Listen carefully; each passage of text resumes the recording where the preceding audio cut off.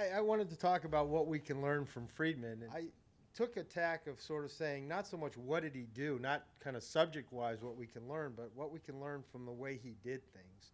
He took the same approach to everything he did, whether it was teaching, whether it was research, whether it was policy.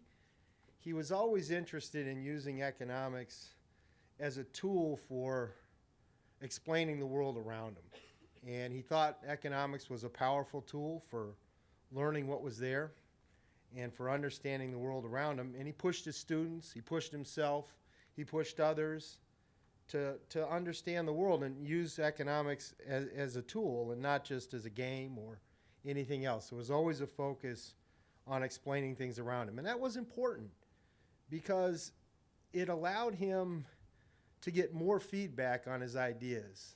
Because if you're using the same thing everywhere, you get feedback in multiple dimensions. Is this useful for people looking at the world? Is it useful to my students? Is it useful in the profession? And people pick up on what I do.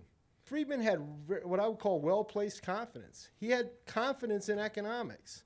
And he had confidence in economics because he used it over and over again. He used it for everything he did.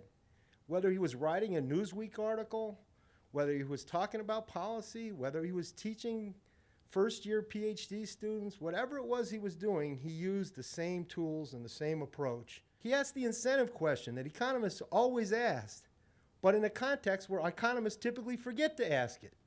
And that's the mistake that Friedman seldom made. He had a few things to do.